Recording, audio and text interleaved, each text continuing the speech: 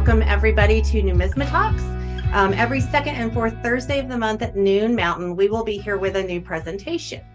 During this presentation, you may come up with questions. If you do, please use the Q&A button at the bottom of your screen to send in your question, as all of you are obviously muted for this presentation. Your question will be addressed at the end of the presentation. Now I would like to introduce to you today Jesse Kraft, part of American Numismatic Society. The Resolute Americana Assistant Curator of American Numismatics at the American Numismatic Society in New York. Perfect. Thank you so much, Jesse. I'm going to go ahead and hand it over to you and let you get started. Thank you so much. All right. Excellent. Thank you, everyone, for joining today. I'm just going to go into it, start my sharing my screen.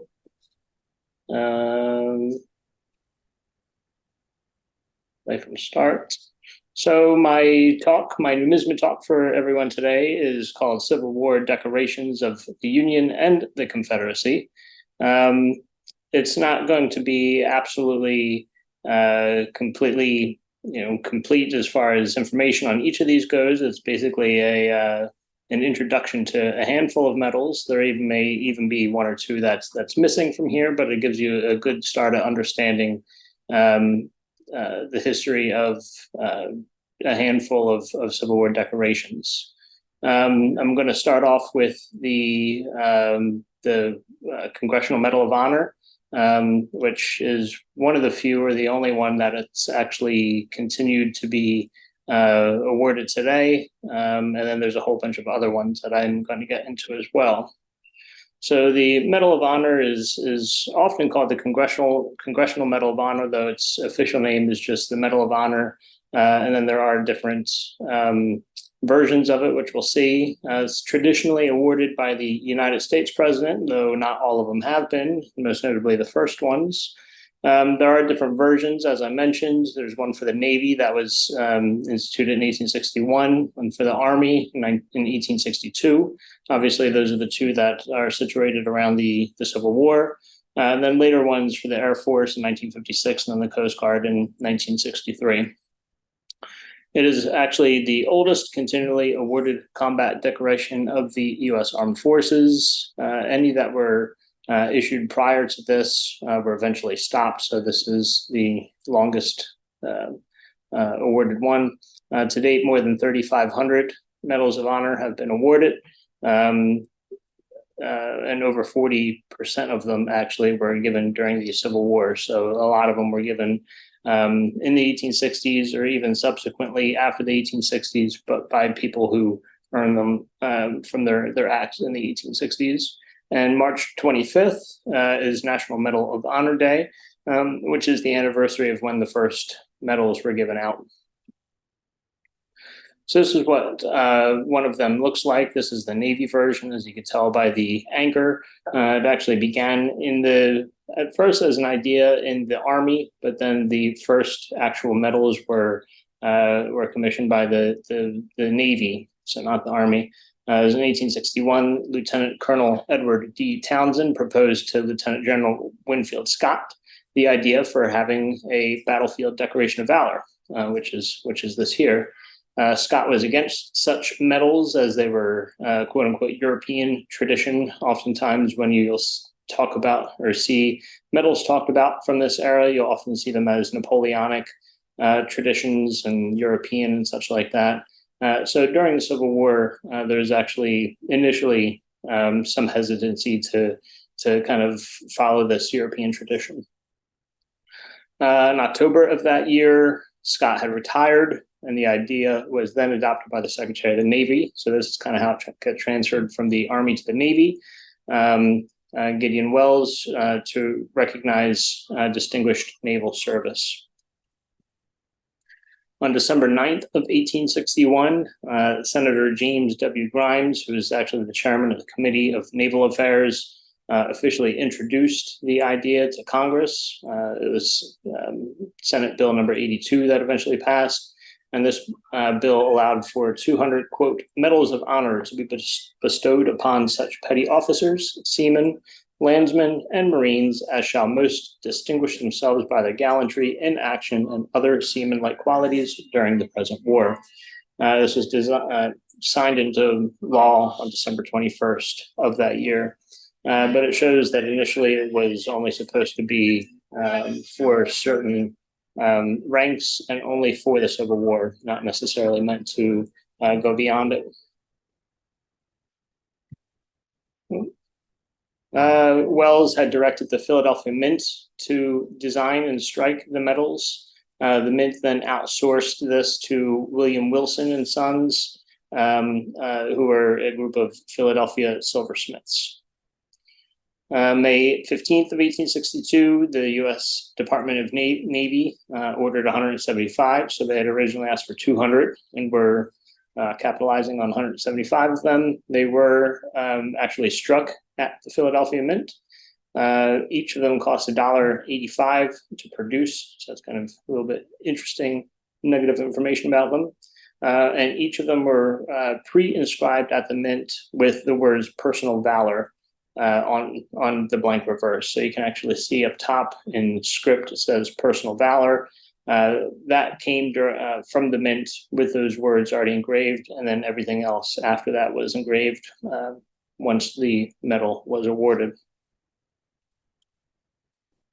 February 15th of 1862, Senator Henry Wilson, who was the chairman of the Committee on Military Affairs and the Militia, introduced a bill for the Medal of Honor for the Army instead of the Navy version. So first we had the Navy version. Now this is how the Army version came to be.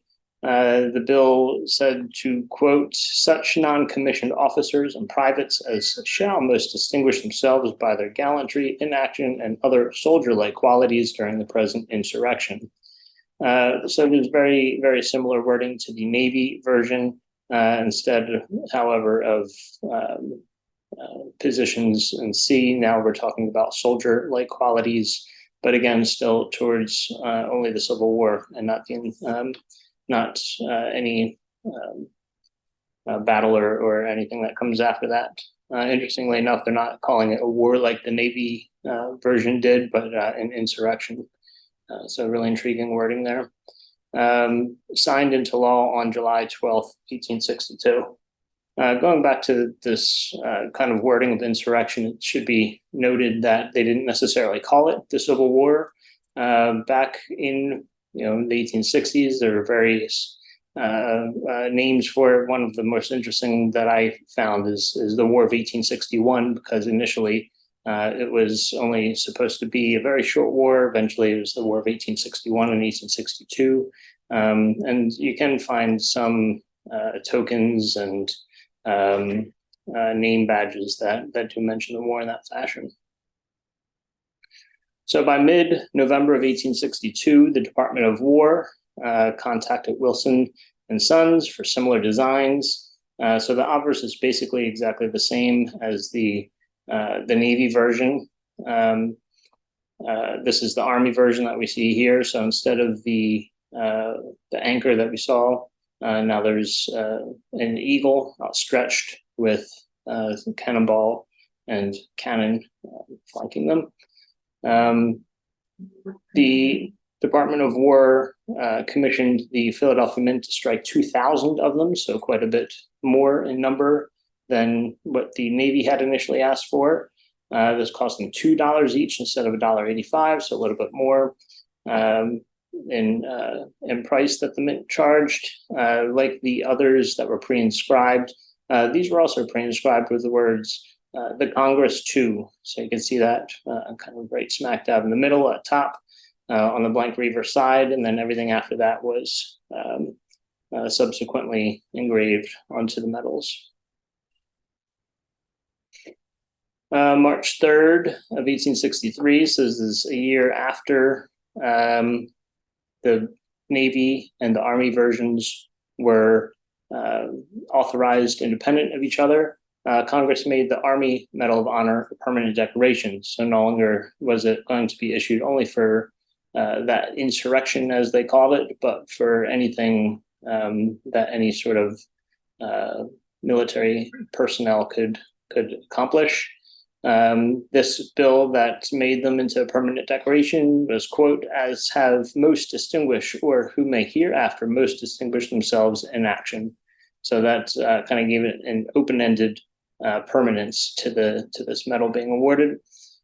Simultaneously authorized officers to earn the decoration. So initially it was for only petty officers and lower, and now at that point, March of 1863 and thereafter, officers could be awarded the medal as well.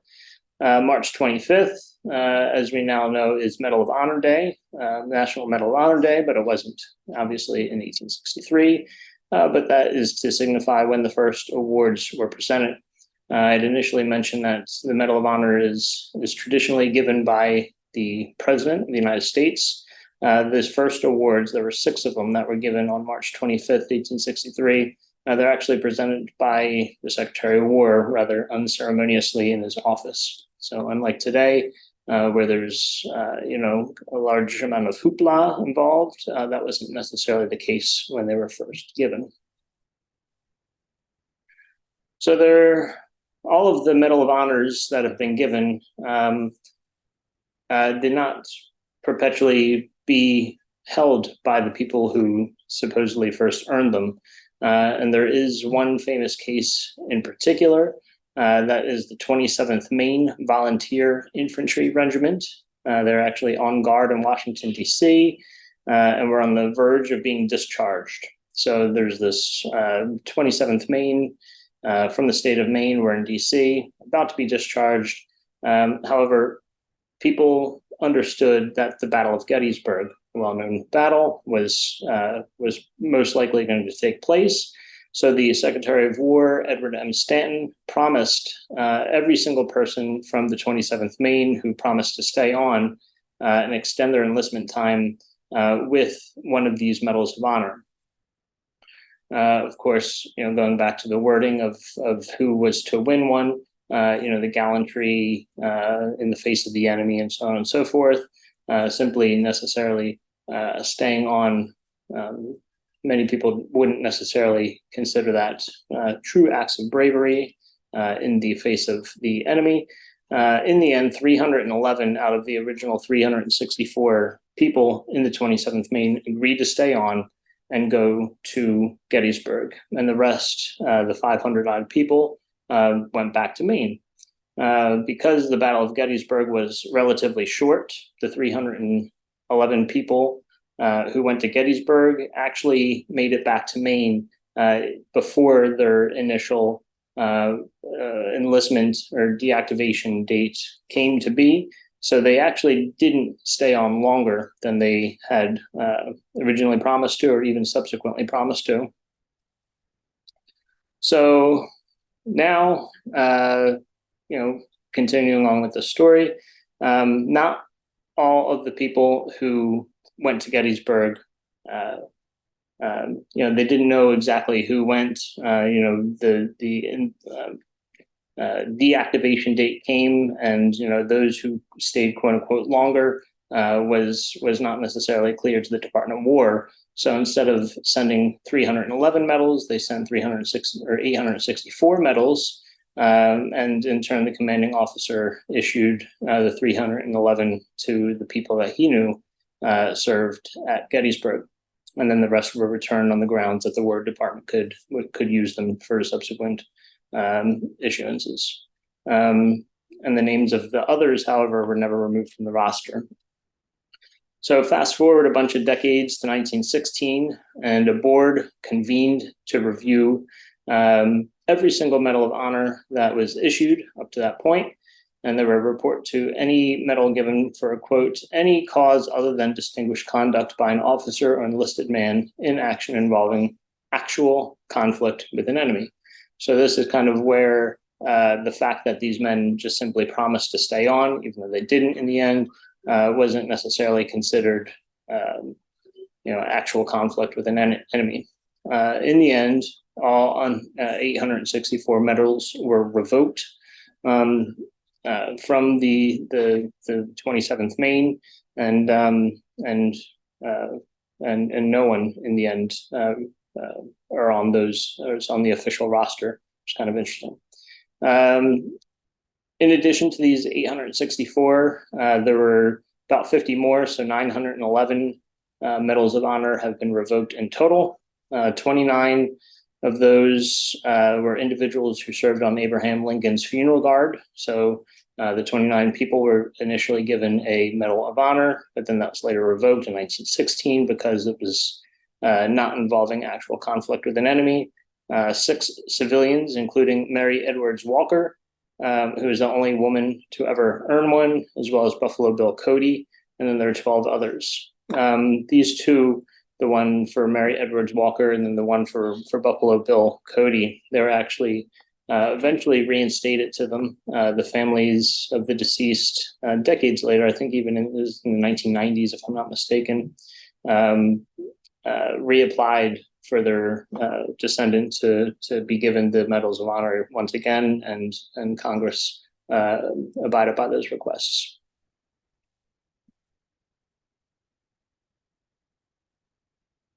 So this is so eventually they decided to redesign the Army Medal of Honor in 1896 in particular. By this point, there were many social clubs for Civil War veterans, non-military organizations that would often dress up, in old regalia and kind of reenact and or just have kind of reunions for their veterans. In 1896, a new ribbon was introduced to kind of differentiate. The earlier ones, I can go back. You can see the red, white, and blue kind of flag-looking ribbon there. That was replaced by this just straight lined one with the red, white, and blue lines to differentiate it from these non-military organizations. In November of 1904, Brigadier General George Gillespie Jr. Completely redesigned the medal. So you can see the version on the right here is the version that was created after 1904 and is completely different than earlier types. Gillespie was himself a Medal of Honor recipient from the Civil War, so I'm sure it was quite an honor for him to be able to redesign it. He actually designed and patented the design, and then transferred the patent to William H. Taft, who, of course, eventually became president, but at the time was the Secretary of War. So that is how the United States Army came to officially own the design. Primary instigator of this was the Grand Army of the Republic, otherwise known as the GAR, just the GAR, who is one of the many non-official organizations of military veterans that existed at the time. But here you can see the Medal of Honor to the left, and then the GAR medal to the right. So you can see the similarities of them. There are some small differences, but without necessarily going up to someone and really observing the medal, you may not necessarily know that it was not a truly given or received awarded Medal of Honor. So here are just a few images of people wearing various medals. In the middle, in particular, it's a little bit blurry, but you can see them, the upside down star being the Medal of Honor, and then one of the subsequent medals that we're about to discuss as well. Here's another winner of the Medal of Honor. This is Samuel Cole Wright. He earned his medal during the Civil War, but actually didn't apply for it and receive the medal until about 30 years later. So that's why this one actually has the striped version of the ribbon that didn't come out until 1896. All right, so after the Medal of Honor, there are a handful of other medals, none of which exist in as awarded pieces today. There's all kind of, during the Civil War only. This one here is actually the only one that was awarded by the Confederacy during the entire war. It's obviously hand produced. It's not struck like most metals are that you would expect to find. They used Mexican dollars as undertypes, so they weren't even the planches themselves weren't especially prepared for these. They kind of used whatever resources they had, including for metals. And it was, of course, old coins that both obverse and reverse would be ground down, and then the subsequent design would be added to it by hand. These are also known as the Davis Guard medal. The particular instance when these were awarded derives from a battle on September 8th, 1862, which is a failed Union attempt to invade the Confederate state of Texas. And it was something like 2 or 3 dozen Confederate soldiers held off hundreds of Union soldiers. So in this act of bravery, these medals were devised. Again, Mexican dollars as undertypes. One of the very few, and probably the only medals given to soldiers in the Confederacy in the wake of battle. Because of how simple their design is and because they're hand engraved, you have to be careful that there are a lot of counterfeits out there. In the ANS collection here, we have 4 of them. Only one of them is genuine. That's the piece here. The others are kind of passable counterfeits, but if you compare it to an original piece like this, you can definitely see the difference. But without having one to compare it to, it can be a little bit scary about finding an original compared to one of the later counterfeit pieces. The U.S. colored troops of the Army, the 36th United States Colored Troops is the most decorated regiments in all of the Civil War. This medal in particular has many names. There's the Benjamin Butler Medal, the Colored Troops Medal, the Medal for the New Market Heights, which is a specific battle that the 36th U.S. Colored Troops fought in. This was commissioned by Major General Benjamin Butler to recognize heroism of African American soldiers at the Battle of Chaffin's Farm in New Market Heights in September of 1864. 14 African American soldiers earned the Medal of Honor at the battles. On top of receiving these Army of the James medals, 14 African American soldiers also received and earned the Medal of Honor that we already looked at. May of 1865, Butler wanted to honor all and presented about 200 of these medals. So the battle took place in September of 1864. These medals were awarded in 1865. The 36th U.S. Colored Troops were quite famously portrayed in the Hollywood film Glory back in the I think it was the late 1980s, possibly the early 90s. If you're familiar with that movie, that is the regiment that won or earned this award. You can actually see members of the 36th Color Regiment, it's Company I.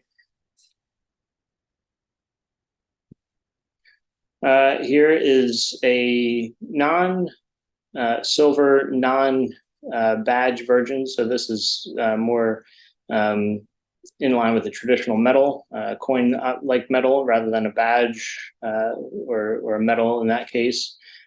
This is a quote from Benjamin Butler, so I'm just going to read that because it does pertain directly to this medal. Quote, "I had the fullest reports made to me of the acts of individual bravery of colored men on that occasion, and I had done for the Negro soldiers, by my own order, what the government has never done for its white soldiers. I had a medal struck of like size, weight, quality, fabrication, and intrinsic values with those which Queen Victoria gave with her own hand to her distinguished private soldiers of the Crimea.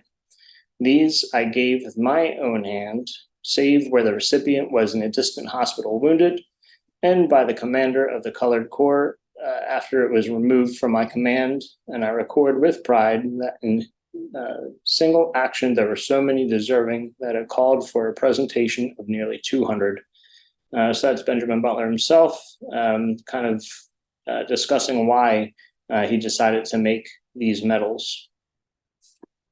You don't often get much insight, personal insight, when it comes to war medals like these. The Kearney Medal is another very important Civil War decoration. There are two different versions of it. One's the Kearney Medal, the other is the Kearney Cross, but by 1865, both of them were referred to as the Kearney Cross. But there is a distinction. Once you see the both of them, it's a very apparent distinction. But at the time, initially there was the distinction, then rather quickly there was just known as the Kearney Cross. But this is the unofficially established in 1862 by the officers of the 1st Division, 3rd Corps of the Union Army, the Potomac, under Major General Philip Kearny. This was intended for Union officers who performed acts of extreme bravery or heroism in the face of the enemy. So the Kearney Medal, this is the first version, was for Union officers only. It was first awarded on November 29th of 1862. This was created by Black, Star, and Frost in 1863, and then retroactively presented.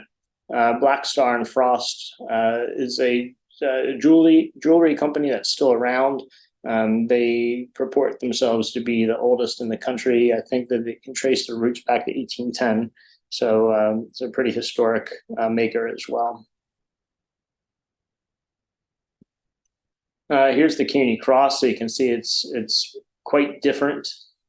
Here's the medal, here's the cross, so quite different from one another. March 13th of 1863, this is the second version. The Kearney Cross was awarded to Union soldiers. So instead of officers like the medal, the cross was awarded to any soldier who displayed meritorious, heroic, or distinguished acts while in the face of the enemy. Initially, 30 medals were distributed equally to each regiment, and then it was up to the captains to decide who was to receive the award. At least 3 women awarded the cross, which is pretty high. Anna Etheridge, who is a nurse and vivandier, also known as Gentle Annie. Marie Tepp, who is also a vivandier, also known as French Mary, was one of at least 3 women who served at the Battle of Gettysburg. And then Charlotte Elizabeth Mackay is the third of the 3 women to earn the Kearney Cross. There are a few images of people wearing their Kearney Cross, and kind of amazingly, 2 of them are the 2 of the 3 women who earned it. You don't get too many images of people wearing the cross, but the fact that you have 2 of the 3 women wearing it is quite amazing.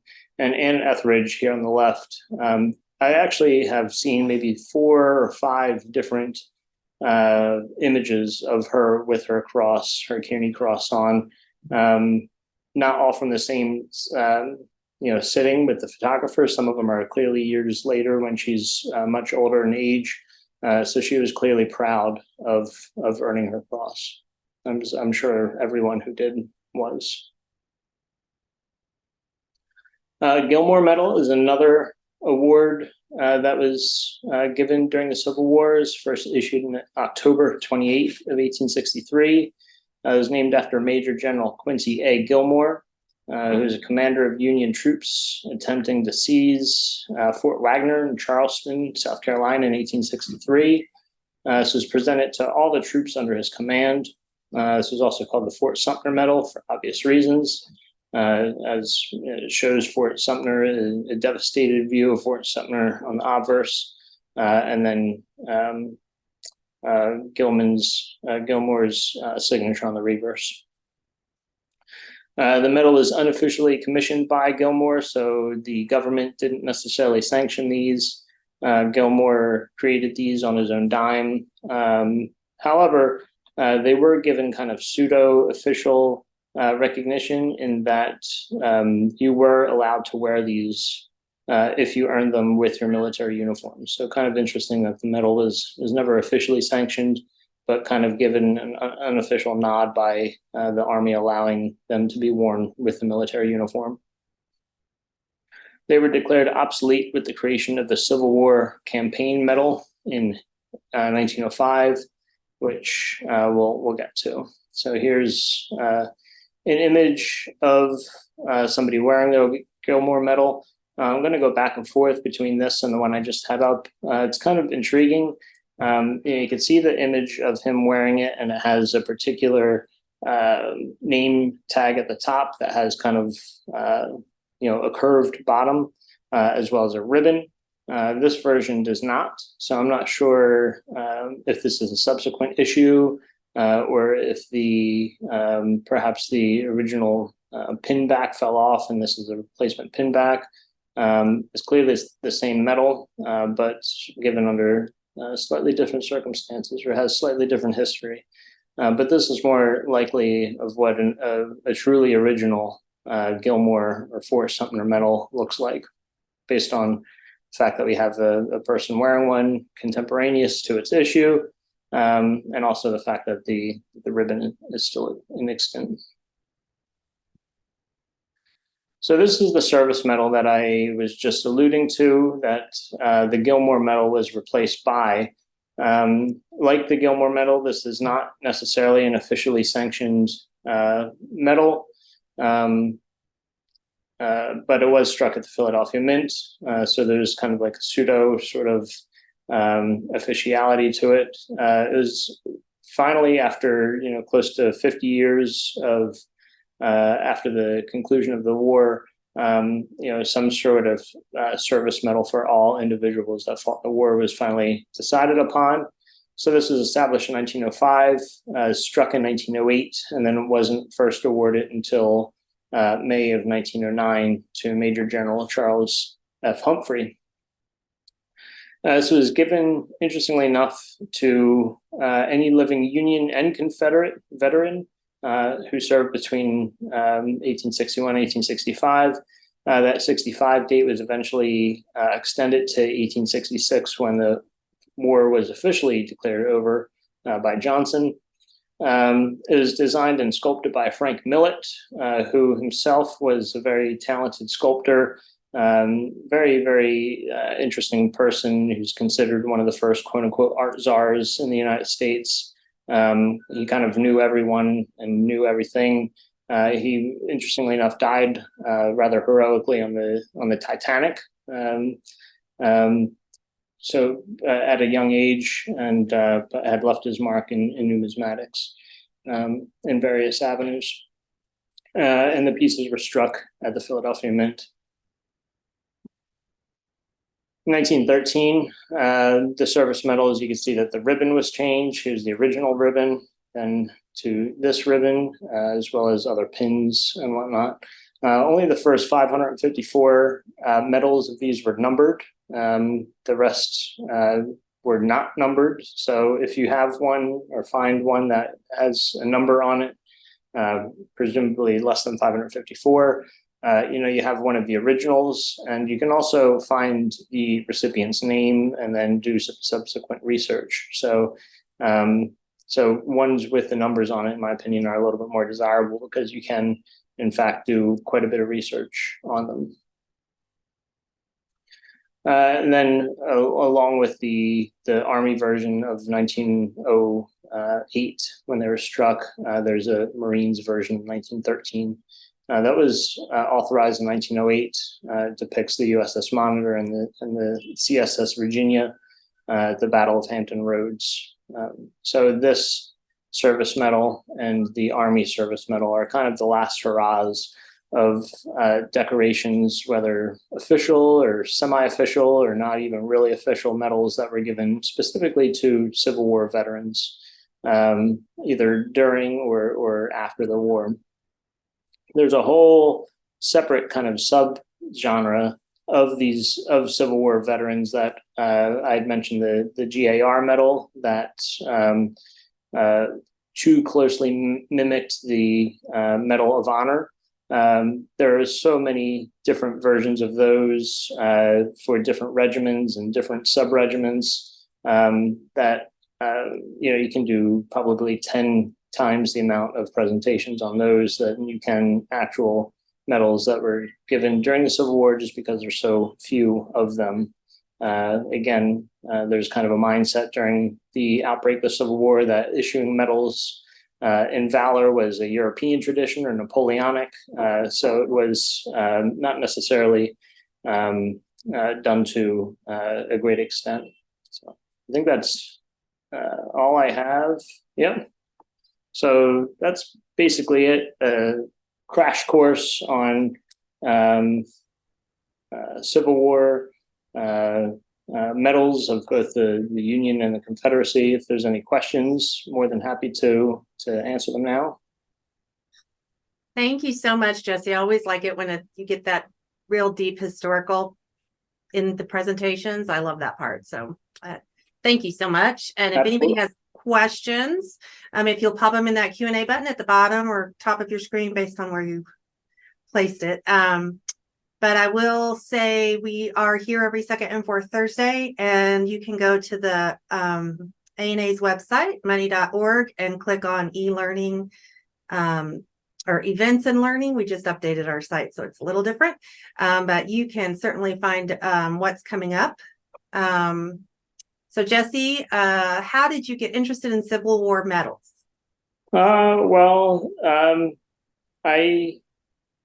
The Civil War era is fascinating to me. I'm not necessarily into the B&B, which is known as the bullets and battles. I'm enjoy it from a more historical or more economically historical viewpoint. So really, this past summer, I taught Civil War numismatics at the ANA summer seminar.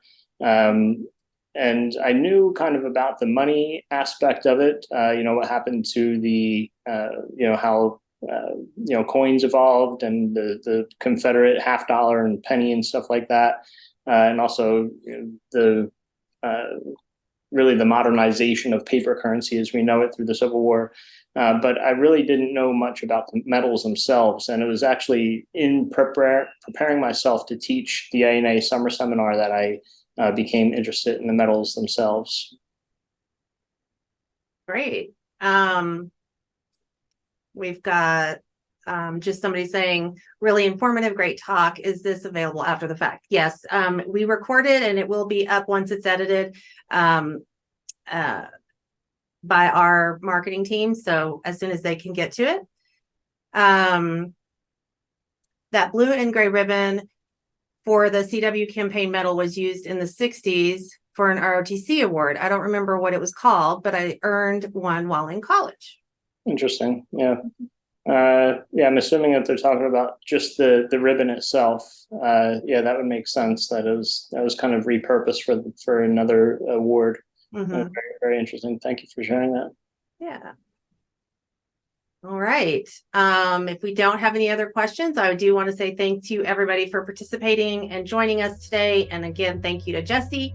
I'm thrilled I got you on the schedule. So thank you, Paula. Thank you.